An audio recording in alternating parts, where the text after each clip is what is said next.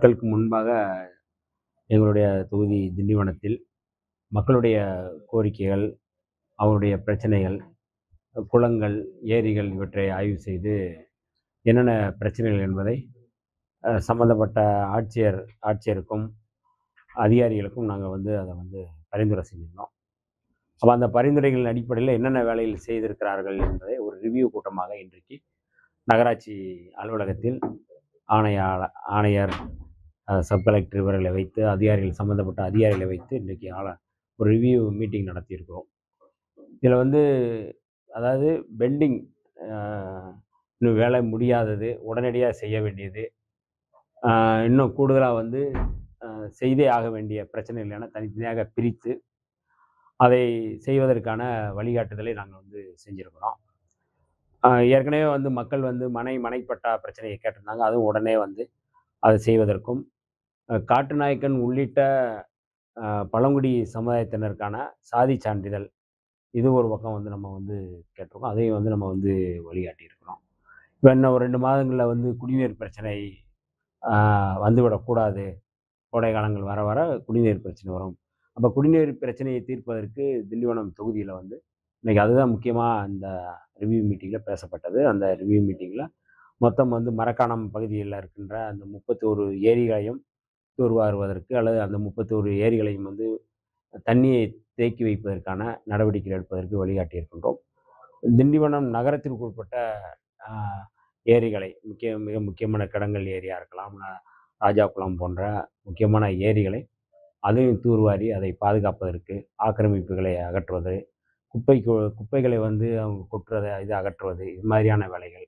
அதேபோல் சாலைகளில், மாநில நெடுஞ்சாலையில் இருக்கின்ற, அதாவது திண்டிவனத்துக்கு உட்பட்ட அந்த தொகுதியில் இருக்க எந்த இடங்களையும் லைட்டு எங்காவது பழுதடைஞ்சிருச்சுன்னா அதையும் நாங்கள் போட சொல்லியிருந்தோம் கடந்த முறை. அது இந்த முறையும் அதை ரிவ்யூ பண்ணதில் நிறையா இடங்களையும் போட்டிருக்கிறாங்க. போடாத இடங்களில் போட சொல்லி வழிகாட்டி இருக்கின்றோம். அந்த வகையில் திண்டிவனம் தொகுதியினுடைய தேவைகள், அந்த மக்களுடைய தேவைகள், எங்கள் தொகுதியினுடைய மக்களுடைய தேவைகள், கோரிக்கைகளை கொஞ்சம் கொஞ்சமாக நாங்கள் இந்த 1 மாத காலத்திற்குள் நாங்கள் அதை பூர்த்தி செய்து கொண்டிருக்கின்றோம். இன்னும் தேவையானவற்றை மனைப்பட்டா பிரச்சனை என்னென்ன இருக்கின்றதோ அது 5 ஆண்டுகளில் கூடுதலாக அதை செய்வதற்கான வாய்ப்பு இருக்குது. அதனால் அது குறித்து அந்த இலக்கை நோக்கி நாங்கள் பயணப்பட்டுருக்கோம். சரி, இப்போ சிபிஎம் ஒரு புகைப்படத்தை வெளியிட்டிருக்கு. திமுக, அதிமுக, பாஜகன்னு சொல்லிட்டு கொள்கை புடலங்காய்ன்னு சொல்லிட்டு திமுக விமர்சித்து ஒரு புகைப்படம் வெளியிட்டிருக்காங்க. அதை நீங்க எப்படி பாக்குறீங்க? இல்லை, அது மார்க்சிஸ்ட் கம்யூனிஸ்ட் கட்சி விமர்சனம். அவங்க மரியாதைக்குரிய தோழர் சண்முகம் அவர்களுடைய பார்வை. அது அவர் மரியாதைக்குரிய தோழரிடம் தான் அது குறித்து கேள்வி எழுப்ப வேண்டும். எங்களுக்கு அது குறித்து இப்பொழுது எதுவும் சொல்வதற்கு இல்லை. 2 நாளுக்கு ஒரு ஆர்ப்பாட்டம் இருந்துச்சு சார். திமுக ஆர்ப்பாட்டம் பண்ணாங்க. அதுல தாவேக அமைச்சரவையில யார் இடம் பெற்றிருக்காங்களோ அவங்களுக்கு வெக்கம் இல்லையான்னு சொல்லிட்டு ராசா பேசியிருக்காரு. அதை நீங்க எப்படி பாக்குறீங்க? இல்லை, மரியாதைக்குரிய அண்ணன் ராசா அவர்கள் சமீப காலமாக மனப்பிறழ்வு நோயால் பாதிக்கப்பட்டிருக்கிறார் என்று தெரியவில்லை. அதாவது எதை பேச வேண்டும், எதை பேசக்கூடாது என்கின்ற ஒரு வரையறை இல்லாமல் பேசுகிறார்.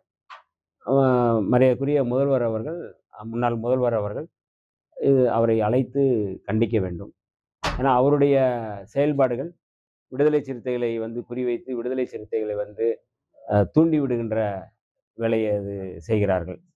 2006ஆம் ஆண்டு விடுதலை சிறுத்தைகள் அதிமுக கூட்டணியில் வெற்றி பெற்று 2 தொகுதியில் வெற்றி பெற்றிருந்தோம்.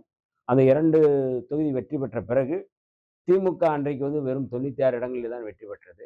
ஆனால் எங்களுடைய இடங்கள் 2 இடங்களும் அவர்களுக்கு ஆதரவு கொடுத்து 5 ஆண்டுகளும் மறைந்த மரியாதைக்குரிய ஜெயலலிதா அம்மையார் 2006ஆம் ஆண்டு திமுக ஆட்சியை ஒரு மைனாரிட்டி அரசு என்று தான் சொன்னார்கள். ஆனால் காங்கிரஸும் ஆதரவு கொடுத்தது, விடுதலை சிறுத்தைகளும் ஆதரவு கொடுத்தது.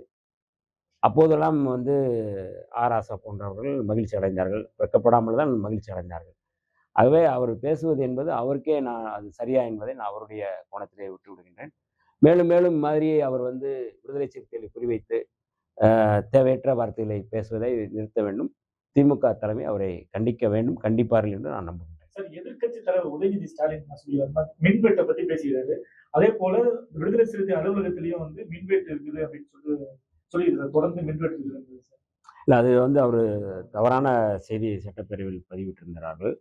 ஏன்னா, அன்றைக்கு வந்து எங்களுடைய அம்பேத்கர் திடல், எங்களுடைய கட்சி அலுவலகம், ஆ மராமத்து பணிகள் எல்லா வேலையும் செஞ்சுட்டு இருக்கிறாங்கன்னு எல்லாருக்குமே தெரியும். மரியாதைக்குரிய எதிர்க்கட்சி தலைவர் அவர்களுக்கும் அது தெரியும்.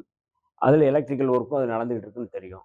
அன்றைக்கு மரியாதைக்குரிய காங்கிரஸ் பேரியக்கத்தினுடைய மூத்த தலைவர் ஐயா சிதம்பரம் அவர்கள் வந்தபோது, அந்த வேலைகள்ல ஃபீஸ் போயிருந்தது. அதனால கரண்ட் தடைபட்டிருந்ததே ஒழிய, மின் தடையால் வந்து அது வந்து மின்வெட்டு ஆகல. எங்க அலுவலகத்தில தொடர்ந்து இன்னைக்கு போனாலும் வேலை நடந்துகிட்டு தான் இருக்குது. அதனால தான் போயிருக்கு. அதனால வந்து அவரு அந்த கவர்ன்மெண்ட் தாவேகா அரசு மீது குற்றம் சுமத்துவதற்கு பல வாதங்களை வைக்கும் பொழுது, எங்களையும் அந்த வாதத்துக்கு இழுக்கிறாரு. அது வந்து சரியா இல்ல. அது வந்து சரியானதல்ல. அது உண்மைக்கு மாறான செய்திய வந்து நம்ம வந்து அவர் சொல்றாரு அப்படிங்கிறத நம்ம வந்து நான் தெளிவுபடுத்த வேண்டியது.